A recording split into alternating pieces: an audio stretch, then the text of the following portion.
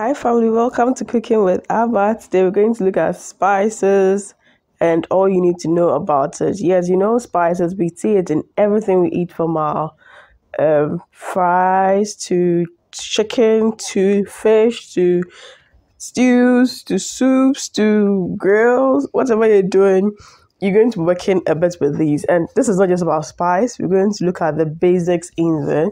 So we're going to start with looking at difference between seasoning, looking at herbs, looking at spices, looking at condiments and all of that. That's the basics you need to learn with. And then we look at 20 very popular spices on the Ghanaian market, which is easily accessible and affordable.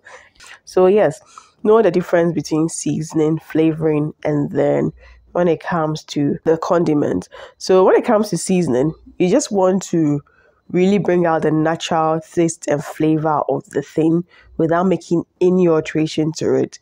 So when you add salt to your vegetables or you add salt to your meat, or me, I'm a fan of ebru.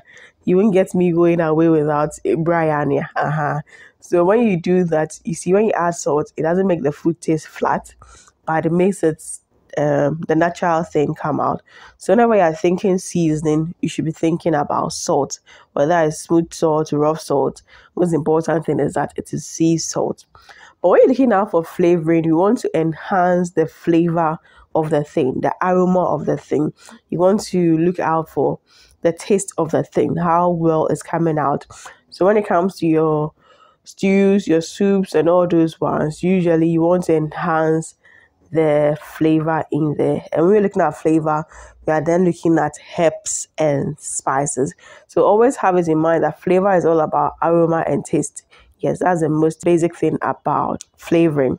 So the next thing to note about is condiments. When you look at condiments, you're looking out for those items you have like at your dining table when you're coming to eat. You can add them to it.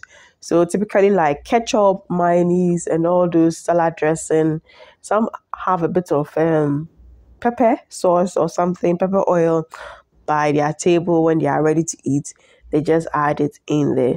Those are what you call condiments. So there's a difference between seasoning, there's a difference between flavoring, and there's a difference between condiments. These are the basic things you need to note out for in there. So now let's go in to look out for flavoring, because spices is centered around flavoring. So I'm going to then go into flavoring. Now when you're talking about herbs looks at the leafy green parts of plant. So the leafy green areas, that's what we call the herbs, and they grow perfect in the temperate zones. So where there's a lot of cold, that's how come in Ghana we have less herbs here. But that doesn't mean we don't eat herbs. Just that very few around here. Then when it comes to the herbs, you just need to also note these basic important thing.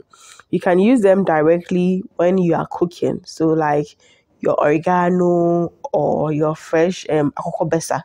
Yes, you can. Your basil leaves, you can just use them indirectly when you are doing your stews, even your ayoyo and all those ones. When your okra is almost cooked, that's when you add your ayoyo or your boma leaves to it. Yes, so you can use them in, and you can use them whole, or you can even shred or cut it. Yes, that's one beautiful thing about your herbs. But you should always remember these three basic things. You can store your herbs, whether it is your ayoyo, or it is your akokobesa, or it is your basil, or it is your parsley. Any fresh herb you are using, you can keep it fresh in the fridge for up to 3 weeks. Please, 3 weeks, discard it. And you see, in Ghana, sometimes when they handle it in the market, when you put it in your fridge, after a week, it's looking some way. But then when you buy from the shops or the supermarket, sometimes they are a bit well treated. And so it can stay in your fridge for like 3 weeks. But please, after 3 weeks, it's not the best to work with. You can also store in your freezer for up to 3 months. Yes, so sometimes you can freeze it. The only thing is when you freeze it, usually the color becomes darker and it becomes softer. So if you put your ayoyo leaf in the freezer, you still have a slimy. If you place it in fresh, you still get it back out slimy, just that the color will look a bit darker. But when you cook with it, you have very little difference in them. And you can always store them in your Ziploc bags as well. When you Ziploc bag, I'm sure my junior about Lunkara about now to chill nice, now they are sure. Don't overcook your herbs, please. Treat your herbs very, very, very friendly. Now we're going into the spices. So when it comes to spices, anything which is outside the leafy green is what you call a spice. So whether it's a seed, whether it's the root, whether it is the back of the plants like the cinnamon, root like ginger, whether it is seeds like cardamom or coriander, they are all part of what we call spices. And these mostly grows in the tropics, like in Africa, in Ghana here. Now, there are three basic things about spices. Now, when it comes to spices, they are 3 times stronger than herbs.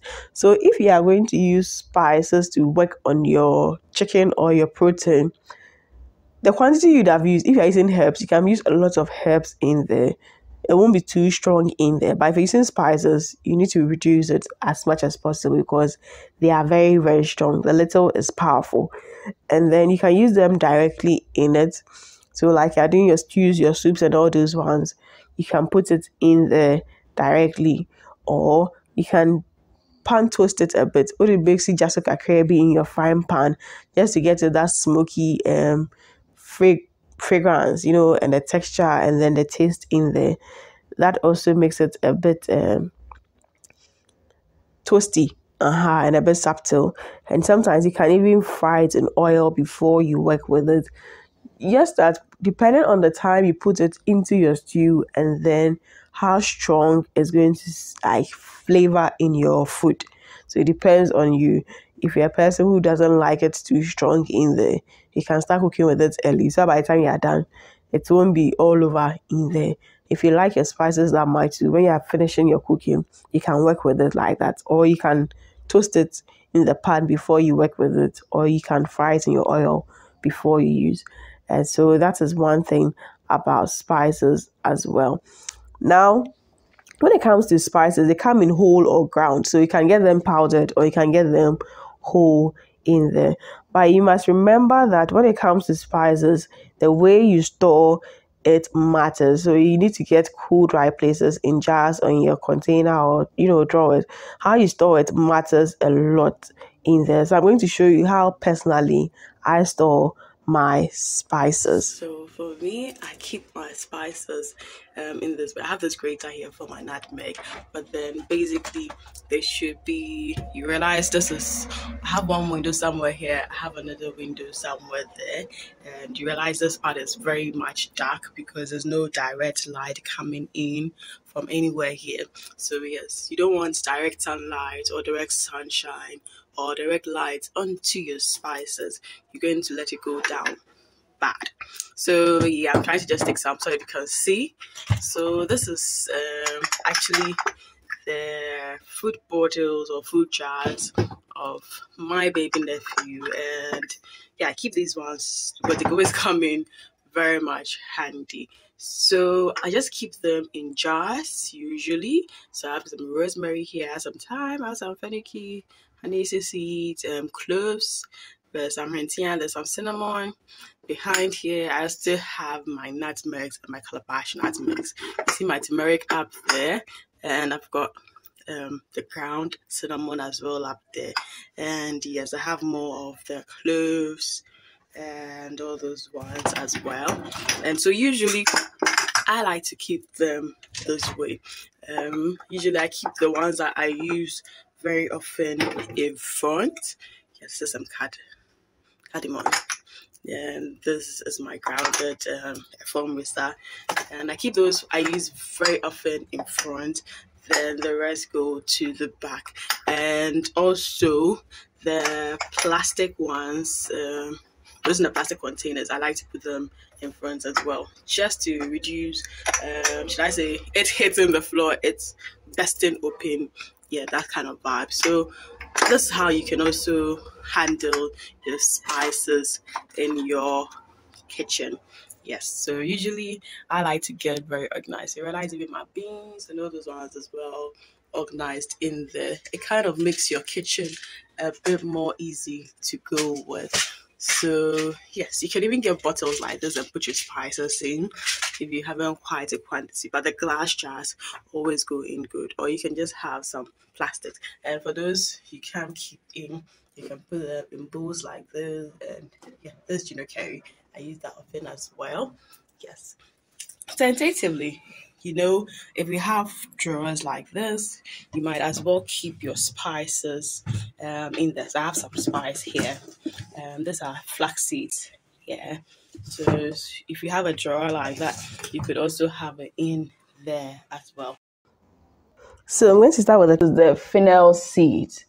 This is a fennel seed, and fennel seeds are very medicinal as well as also good for cooking.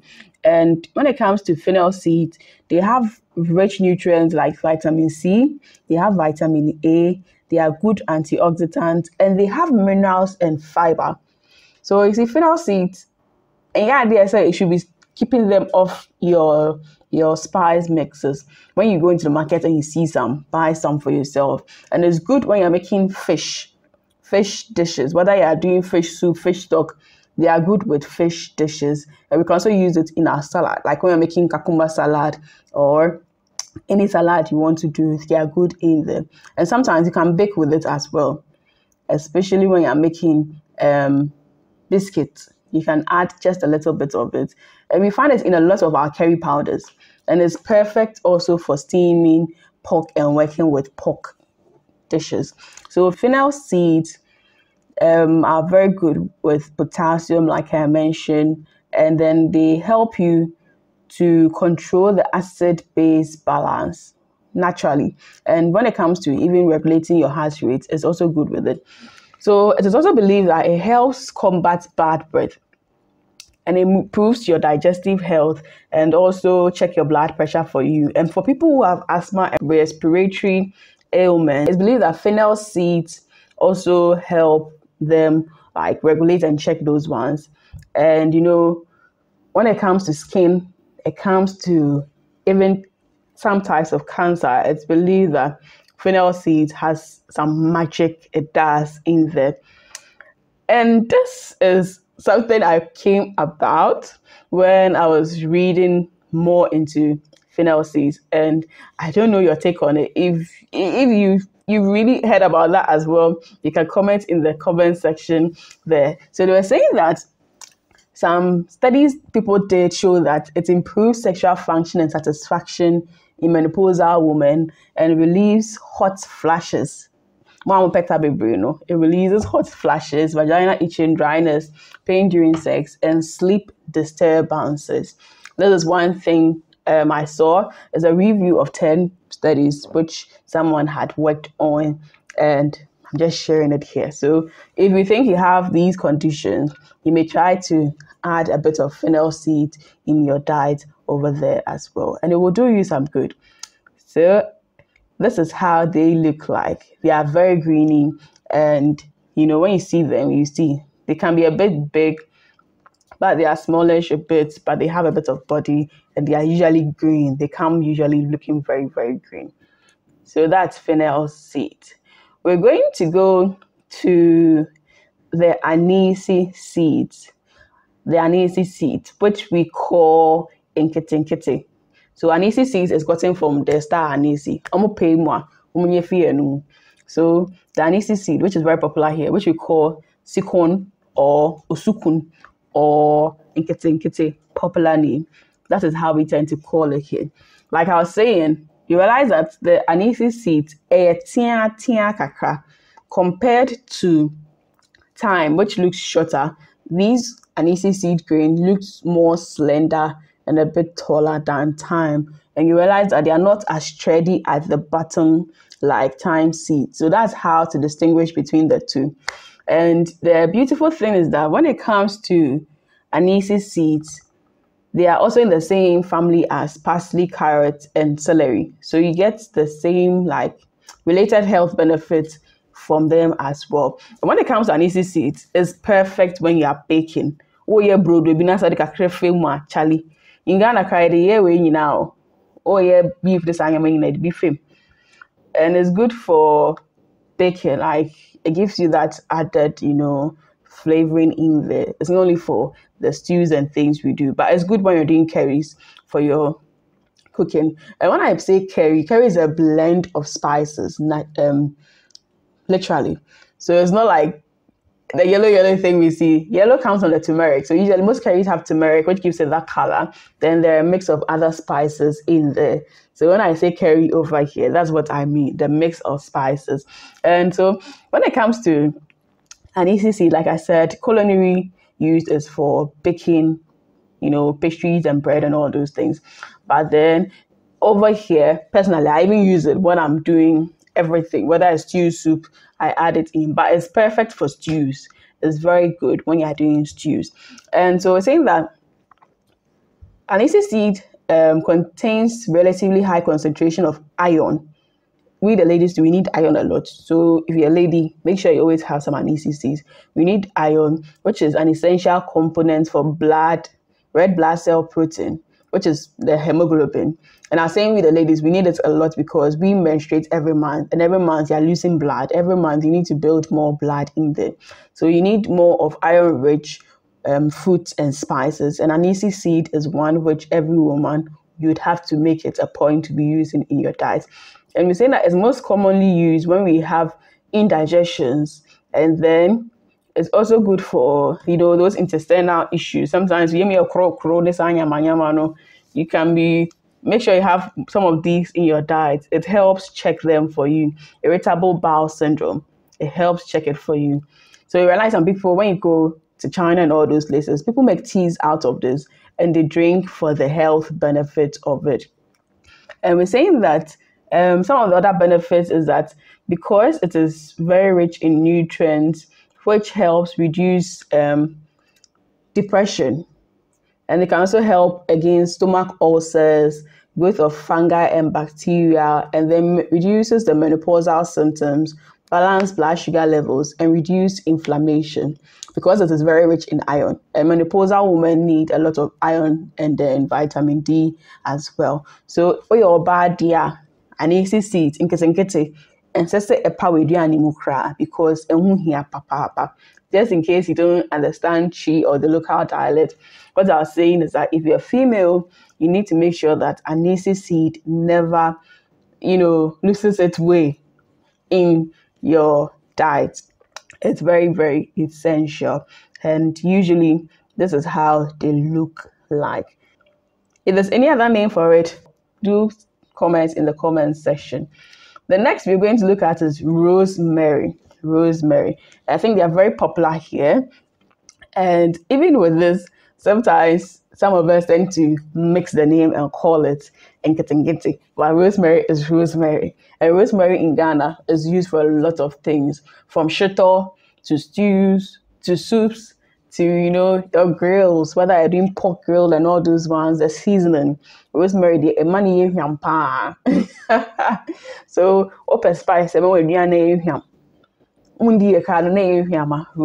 is one, and a power and sound of crab. So when it comes to rosemary, Charlie, it is pine scented. Like Menkano, it is just good for savory dishes. And we're saying that when it comes to rosemary, they are usually small in look, but then when it comes to the scent or the fragrance, it's always very powerful. So we usually use it when you're doing soups, when we are making casseroles, we're making salads, we're making stews. When you're doing your shito and you add rosemary, you're adding your gravy and you add rosemary, challenge kano, etufa baby, the vibe is totally different.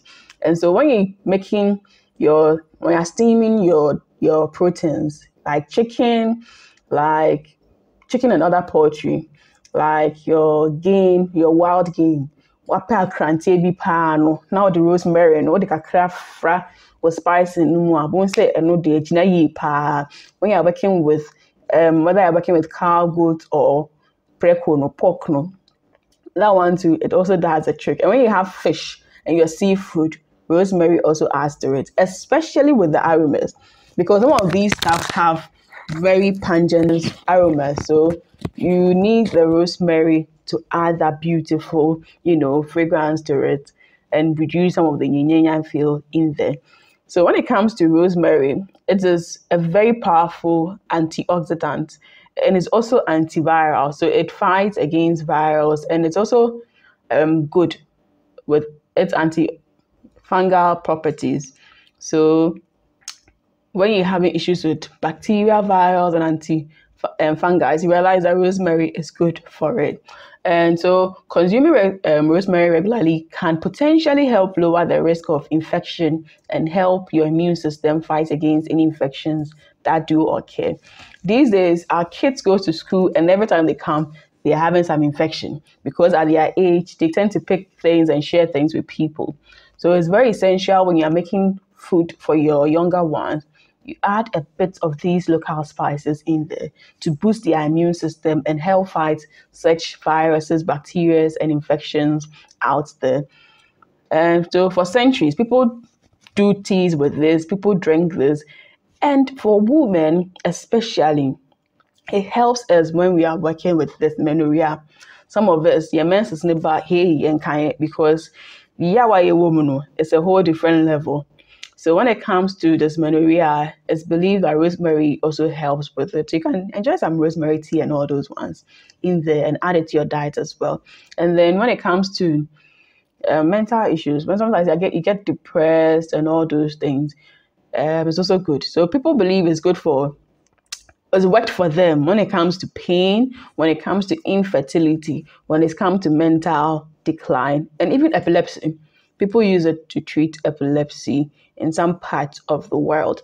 So you would want to add up this spice in your dishes to fortify it and to help boost your immune as well. So we're saying that when it comes to rosemary, don't just tease people who are called rosemary with it, but then at the end of the day, make the most out of it. And this is how rosemary looks like. They are very, very slim and slender. They are slim and slender. And that is how they look like. So I'm going to go to the next spice, which is coriander. Coriander seeds. Yes, these are coriander seeds. Where do you want because I'm just strong. So when you go to the market and you see these ones, but this is coriander seeds, and sometimes people tend to call it coriander around here. When it comes to coriander, they're also used in making our curry powders. When you're making your spice mixes, coriander must not go out of it. And when you're working with sausage or you're trying to do your stews and soups, coriander shouldn't find its way out.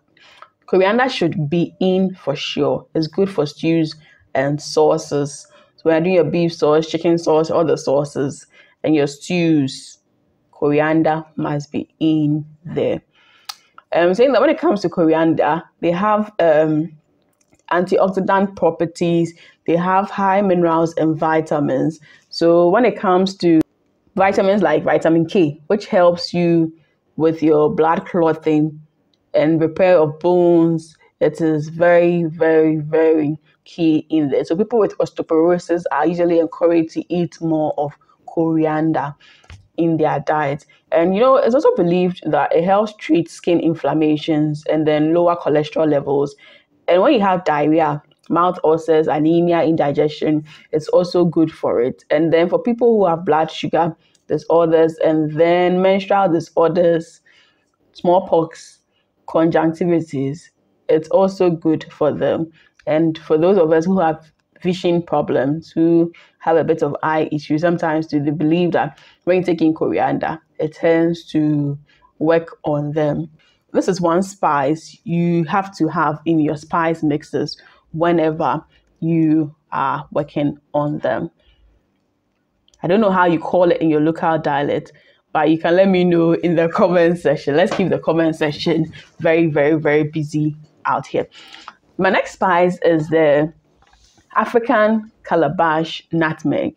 African calabash nutmeg, popularly known here as Redie Amber and then Ehunu in parts of Nigeria. So rediamba, if you look in the picture, there are some which have the shell around it. There are some which the shells are over it. Those days, African parents, when they'll buy the ones with the shells, then they'll call the kids, then they'll tell that mom farm was saying bobo. We tend to break the shells with our teeth around here, usually. So rediamba or malai or arediamba is mostly found in West Africa, our part of Africa. And they are virtually like nutmeg. The only thing is this is a bit stronger in aroma than nutmeg. So when you're making dishes that you want to reduce the yin feeling, you want to reduce the nauseating properties of some dishes, like when you're working with seafood and chicken, you really have to have this spice in there. And so the calabash nutmegs or the rediamba, which is also known ehuru or ariwo or ehuri, in most part of Nigeria is used when they are making their stews, like, that sort of stuff. And then we're saying that when they make, especially in Nigeria, when you're making your pepper soup, they tend to have it in there a lot. When they're making their palm nut soups too, they tend to add it in there to spice their cow feet and all those ones. So usually when you go to Nigeria, when they're working with goat and meat, they tend to have it in there to spice it up. My Nigerian people can leave your comment in as to whether you do or whether you don't really do. Let's keep the comment section very bubbly in there. So the benefit of the calabash nutmeg is that it has high calcium, folic acid, vitamin C and E, and potentially reduces the risk of cardiovascular diseases as it reduces cholesterol. And personally, I use this when I'm working with my chicken and seafood. The only thing is that this is very strong, so you need very, very little amount of it. If you are doing chicken, like let's say a pound of chicken or a pound of chicken, you can just work with one. Because if you work with more than one, it can leave a very pungent taste in when it is too much. So for this kind of spice, you just want to use the barest minimum of it, just a little bit to check it in there. And then some people even tend to avoid putting it directly in. They put it in cloth down there, then they can easily pick it out. Because when you go and bite into it as you are eating, it is not so guy. So personally, I use it when I'm doing my chicken and seafood seasoning. I don't let them miss out from it because it reduces the yin nature of those ones. By yin I mean nauseating nature of those ones. So to my next spice is the grains of paradise. The grains of paradise or alligator pepper or efom wisa. So this is from alligator pepper. And when it comes to efom wisa, like I said, it's also called usam, efom wisa, guinea grains or grains of paradise. And so when it comes to the grains of paradise, it comes, you see, this is how it actually comes. This is how the pods are. Then from the pot, you need to remove the mixed part. Then you deseed it from it until not when you're the grains from it. This is how it is. So if you see them with the long ones like this, you can just buy this and then keep. If you're going to use it for a very long time, then you use it when you're ready. The only thing is, if you don't preserve it well, once the white. And the irritating part is when you buy the one they've already deseeded, like the seeds, it tends to be cheaper here than when you buy the full pot. I don't even know why. Unless our marketing women come and tell us. So the grains of paradise, they're a form wisa. We have a shrew wisa and a form wisa. We would see a shrew wisa here, but this is a form wisa. Is also very, very good, and it's found mostly in West Africa. And it's very much how do I say, for those outside who have not used this before, it has notes of coriander, citrus, ginger, nutmeg, and juniper. So you have those kind of fun of spicy blends in there. So when it comes to efomwisa is usually used for a more complex flavors. When you're doing your spice mixes, you're making your spicy cakes and all those ones. When you want more spice, you go in for the grains of paradise. So it's also highly good with the antimicrobial and then gastrointestinal problems, and it's good for healing wounds because of its antioxidant properties and anti-inflammatory properties as well. It's also very good when we're dealing with inflammations, and then it's good for weight loss, most importantly. So people who want to lose weight, you can be using this a bit in your spicing. Over here, we do spicy drinks with this as well. So when you're making your sobolo, you can have a bit of it in there as well. And it's also very, very healthy. So grains of paradise, personally, I use it in my mixes for my stews. And then when I'm making sobolo, I add a little bit of it in there, not too much, also to overpower it. And so when you're doing your stews and soups, you can have a bit of it in there. The next spice is the peri peri bird eye. It's the peri peri bird eye, which is also called hot chili or misoa. I don't know why Ghana they to siwa, so it's a misoa. That's how you call it in here. And it comes in different sizes. Usually those who sell the ingredients for shito, they tend to sell this. So when you go, you may have very tiny round ones, or they can have some which are a little bit bigger. They usually sell them in size ranges. So usually we use it in our shito. Some use it in their sobolo to give it that pepper cake. Some also use it when they are making their house cocoa to give it the paprika. And of course, because it's pepper and it's chili and it's hot, when you're making your pepper sauce, especially your red pepper sauce, you can add some in there. And it's also great when you're making shoto. When making shoto, dear, you shouldn't go without it. So, like the name says, it is very hot. It's hot chili. And so they are good when it comes to digestive health and speeding movement of food in the intestines. People wonder what is the whole essence of pepper, but pepper is very good as it speeds up movement of food in your intestinal tracts. So this is one healthy benefit of it.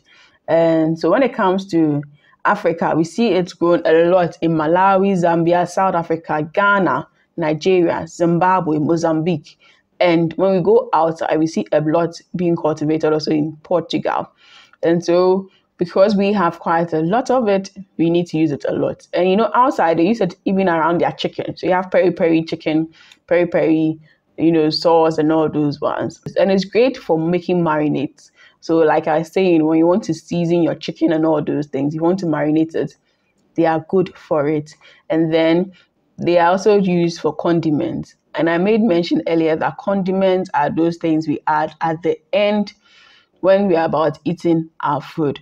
So when you make your peri peri sauce, I always baneria everything. Mokuna antima ewe kakego easy.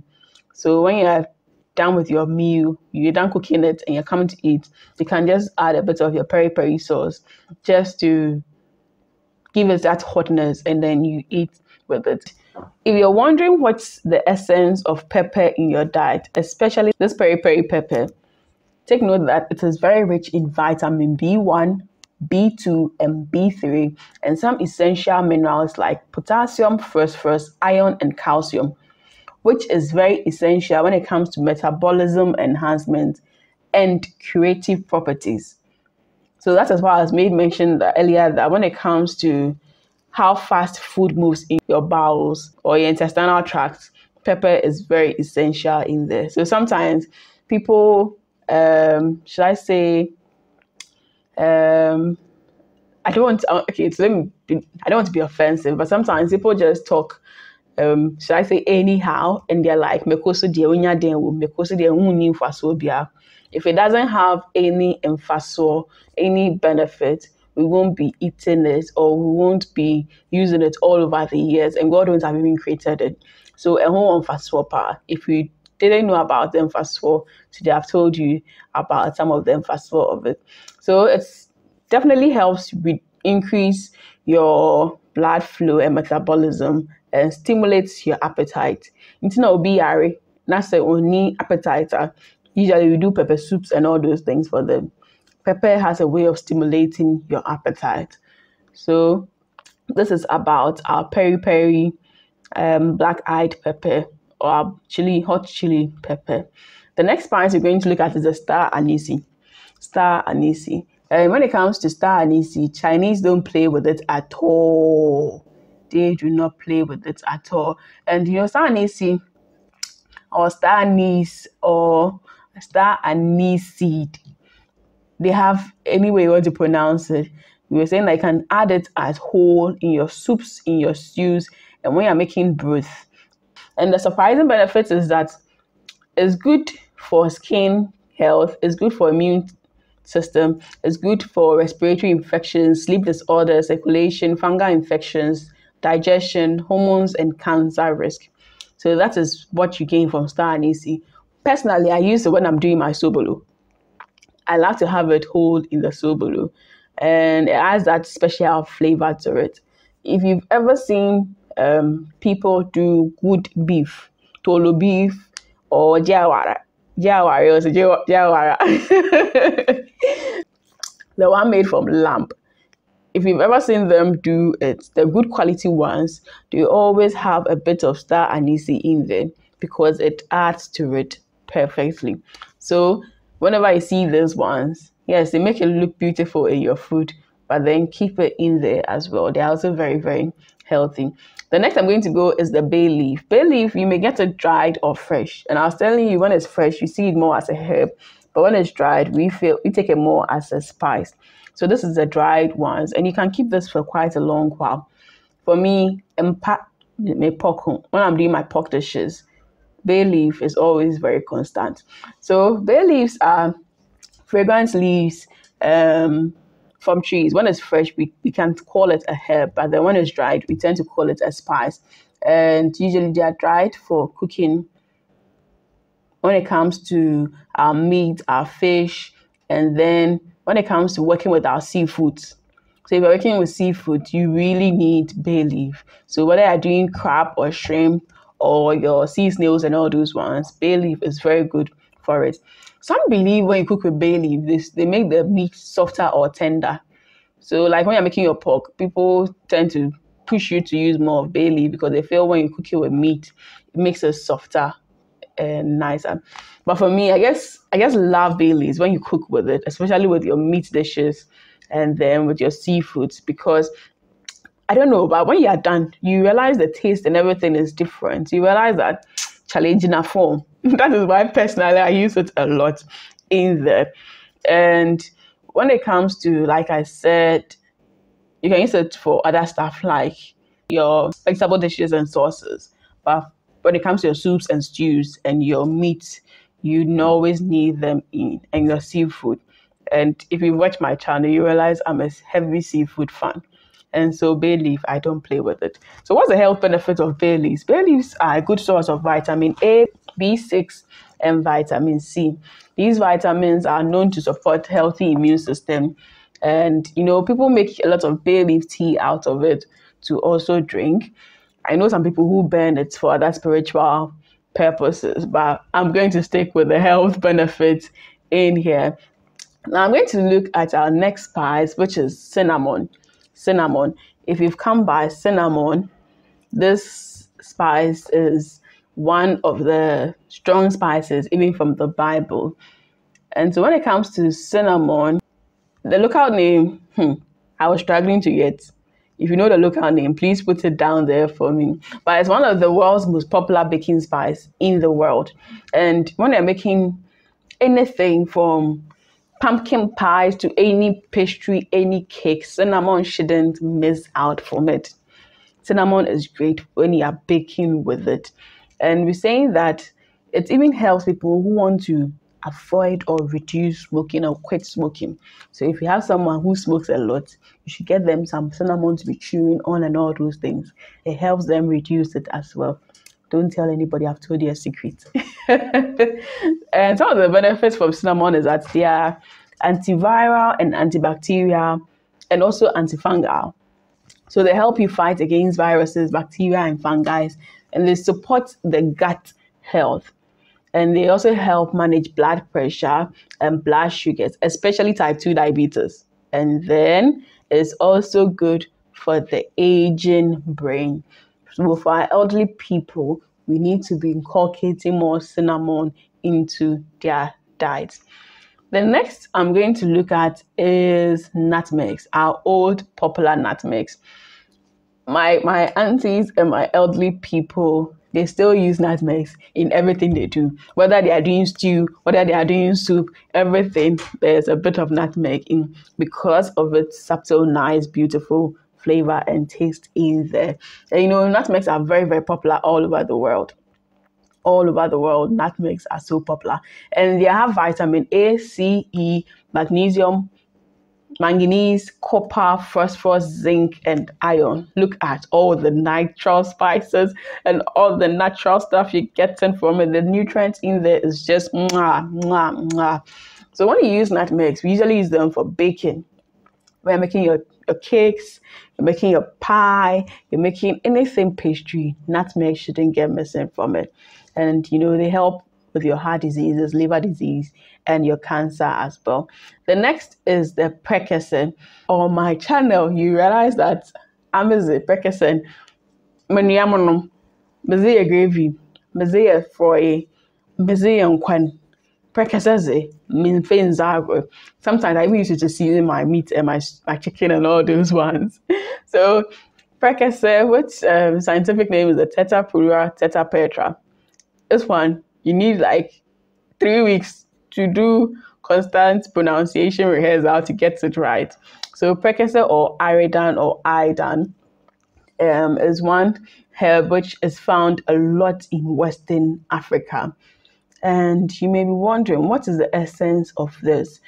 We're saying that when it comes to the precassin, it has serious medicinal properties. And when you go to some part of the world, it's used for banga soup. Yes, so it's used for banga soups in there. So we're saying that when it comes to precassin, we tend to call it soup perfume. We call it soup perfume because when you squeeze the juice into it, it gives it some special aroma. So people use it a lot in their soups to perfume the soup. And we're saying that it contains high amounts of essential phytochemicals and nutrients that are vital for health functioning of the body. And it's excellent source of potassium, iron, calcium, zinc, flavonoids, phosphorus, tannins, alkaloids, saffronous, steroids, and phenolic compounds which the body needs. So whenever I see precassin, grab a few of those, and they are not expensive around here. Whenever I see precassin, remember Abba and then get a couple of them. The next I'm going to look at is the grains of selim, or what we call Negro pepper, or you call Uda, or Senegal pepper, or you call Su, or Etu, or Huintian. So the local chief people like us, the accounts, we call it Huintian, but then the guys call it Su. Some call it Etu, some call it Uda. So Negro pepper, that's how most of the whites tend to call it. Or the grains of selim, which is the English name of it. So when it comes to the grain of selim, let's look at what it does for us. It's mostly used in making spicy porridges. So when you're doing your hausa kuku, your efie kuku, your corn dough porridge, which is on my channel, or any porridge you want to spice things up, you obviously need some rentia in there. It's also used when we're making sobolo.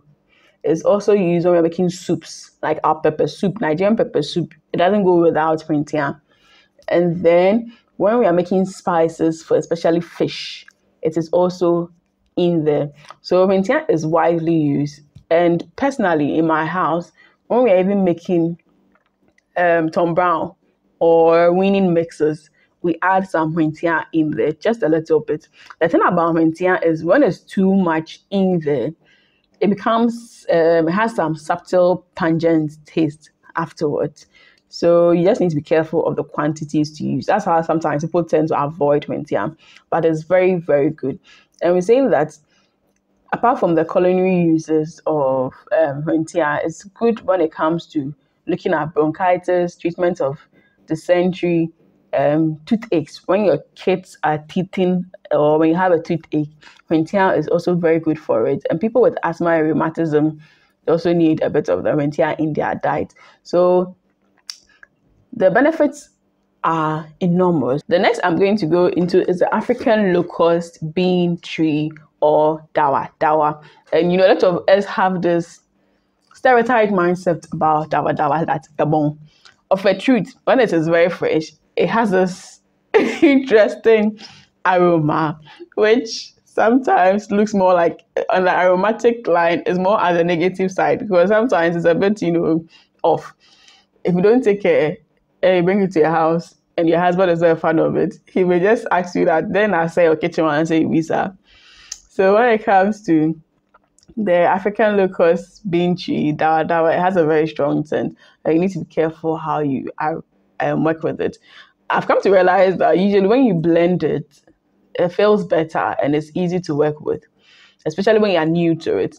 And in the market, you can have it in the ball form, you can have it in the seedy form, like in the picture here, or sometimes too, they how do I say, compress the it's like they mill it a bit to get it smoother. Then they compress it into balls or into rolls. So you can have it seedy, you can have it in the bullet form, or you can have it in the powdered form. So when it comes to the dawa, it's used for soup, stews, everything. We are making fish soups, jollof, and pastries. So over here in my channel, I have the dawa jollof, which I did using the local style, like the traditional local style, where we use the full dawa beans and then we use brown rice to make it. And then I did the modern twist, where if you don't like dawa that much or you're new to dawa, you can use the powdered form instead, which will give you a subtle taste. And that one, I think I use more of red beans in there than the fish as well, because for the traditional dawa, they used the dried herrings and then the dawa whole in there as well. So when it comes to dawa, we're saying that it's primarily made of fiber and it helps reduce reflux in infants when added to formula and may improve blood fat and blood sugar levels. So dawa is very, very essential. And this is one popular spice all over the world, turmeric. Turmeric is noted for its yellow color. So in our curry powders, we always have turmeric in there. And turmeric is what gives it that yellow, strong color in there. And it's not just about the color. We're going to look into the health benefits of it. And one thing you should know about turmeric is you get more synergy. Synergy is that's like adding A and B. You're not going to just get A, B. You're going to get like a C. You're going to get something extra from it. So 1 + 1 isn't equal to 2, but then you're going to get more than that. So when you add, if you want to get more from your turmeric, you need to always blend it with some black pepper for more synergy. So personally, I always have my turmeric fresh. And the beautiful thing is you can even dry it in your room for days. It's going to shrink and dry up. Then you can blend it, or you can put it in the sun, wash it nicely, put it in the sun. Within a day or two, it's going to dry. When I'm sun drying, I tend to grate it. Then I leave it in the sun for it to dry. Then I mail it with my black pepper, which is healthier. Because sometimes you go and buy turmeric powders out there and it's adulterated because people want money and they tend to add their own food colors and all those things, which is not even necessary. So sometimes it's always better to buy your own turmeric and then work with it. They look a bit like ginger, but the one is smooth. The skin is always smoother. Sometimes they're a bit slender. Sometimes it can be very big. So it's just like ginger, but then this is smoother in skin. And when you break it, you realize that they are not as tough as ginger. And the inside is always very colorful. And either you see it like orange-like or brownish a bit, or it's yellow. So they come in those colors. And turmeric is good when it's for seasoning of seafood, meat, vegetable, noodles, soups, and now stews. So it's used a lot in curry and savory dishes. And so when it comes to turmeric, they are generally known to help with pain and inflammation. And the beautiful color also gives you, beautiful looking dishes whenever you cook with it. The next I'm going to look at is the cloves. Or pepper, or pepperamba, or dadwamba. Dadwamba is a fancy name for cloves. Dadwamba. So when it comes to cloves, we use it a lot in Ghana.